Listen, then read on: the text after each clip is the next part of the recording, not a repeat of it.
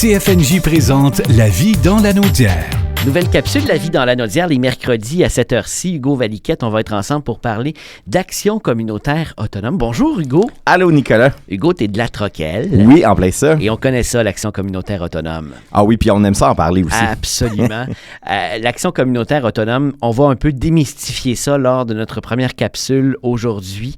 Il y a une politique de reconnaissance qui existe alentour de l'action communautaire autonome. Parle-nous-en, Hugo. Ben oui, en fait, c'est une super grande fierté.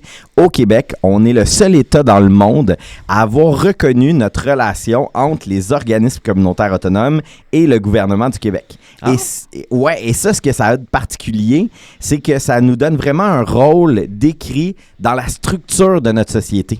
Et ça, c'est l'aspect complètement innovateur qui n'existe pas nulle part ailleurs. Donc, c'est une fierté. Ben, c'est une grande fierté et je m'en fais le porte-parole parce que si on regarde ici dans la Naudière, 200 organismes communautaires autonomes qui changent le quotidien. Là, tu as dit 200. Ouais, ben en fait, c'est 210, 211 ici. Ah oui, j'ai dit au Québec. Mais c'est énorme. Ben oui. Ben en fait, c'est 200 dans la Naudière, 4400 au Québec. C'est vraiment beaucoup d'organismes qui viennent changer le monde. Et c'est ça qui est particulier dans cette reconnaissance-là de l'État, c'est que le gouvernement du Québec, en 2001, a dit, vous, là, organismes communautaires, ce que vous faites, là, je ne serais pas en mesure, moi, de le faire comme gouvernement. Mais vous le faites bien. Ben, vous le faites bien, puis je vous reconnais votre expertise, puis je le sais aussi que vous avez besoin de temps pour réaliser vos missions. Donc, ça a développé un type de financement, et encore là, qui n'existe pas nulle part ailleurs au monde, qui s'appelle le financement à la mission. Donc, ça veut dire que le gouvernement nous fait tellement confiance qu'il nous donne du financement, mais ne nous dit pas quoi faire avec cet argent-là. Il dit, c'est vous les spécialistes, Donc, vous savez quoi faire avec l'argent qu'on vous donne. Exact. Mais là, il y a des gens qui, des fois, se disent, OK, attendez un peu, on vous donne de l'argent, mais comment on s'assure que vous faites bien votre mission? Bien, ASSA a des processus. On appelle ça la reddition de compte. Donc, à chaque année, les organismes doivent faire état de ce qu'ils ont fait avec le financement qu'ils ont reçu de l'État. Puis, de toute façon, je pense que quand on entend parler des organismes, on le voit déjà, tout ce qui est accompli. Ils changent le monde. On entend souvent, des fois, dans les revendications qu'il manque de financement à la mission. C'est quand même un enjeu, ce financement-là. Bien, c'est un gros enjeu parce que le financement qui est actuellement investi dans les organismes mais pas à la hauteur de ce que les organismes ont besoin pour accomplir leur mission.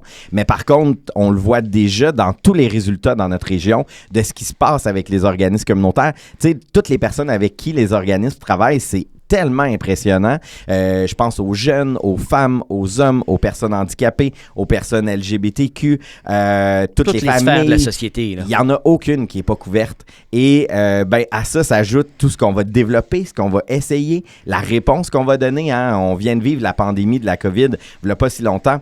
Ben, les organismes communautaires ont répondu présents. Ils se sont réorganisés justement pour être présents. Ben, c'est ça que la politique reconnaît.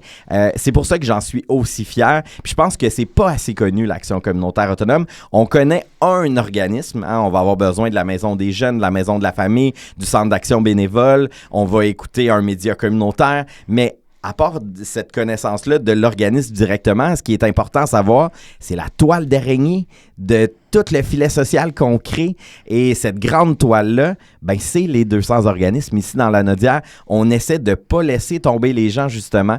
Puis c'est ça qui est magnifique. Puis j'invite vraiment les personnes à découvrir les organismes communautaires qui sont présents dans leur quartier, dans leur municipalité, après ça dans leur MRC, pour voir tout ce que ça apporte de positif. Et Hugo, on a besoin souvent de ces organismes-là et c'est là qu'on se rend compte qu'ils existent. Mais évidemment, de prendre le temps comme ça, quand on a du temps comme ça, puis de regarder qu'est-ce qu'il y a alentour de chez nous, on n'en revient pas à la quantité d'organismes qu'on connaissait peut-être pas, puis qui sont alentour de nous, qui offrent des services à la population.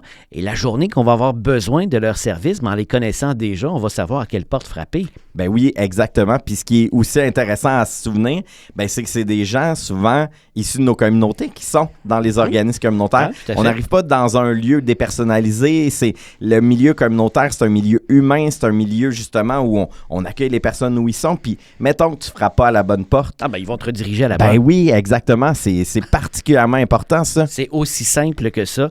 Et le but de ces capsules-là qu'on va faire, toi et moi, ensemble, tous les mercredis à 16h55 et sur la chaîne YouTube de CFNJ et sur la vôtre éventuellement également, ben oui. c'est de faire connaître l'action communautaire autonome et éventuellement aussi chacun de ces organismes-là, fort important pour la communauté ici dans la région.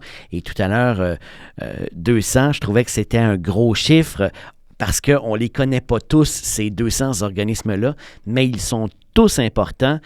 Et moi, je trouve aussi qu'en tant que média local, régional dans la Naudière, ça fait partie de la mission de cette radio-là, de faire connaître ces organismes. Et ça va vraiment me faire plaisir de le faire en ta compagnie. Ça va Hugo. être une super belle aventure, Nicolas.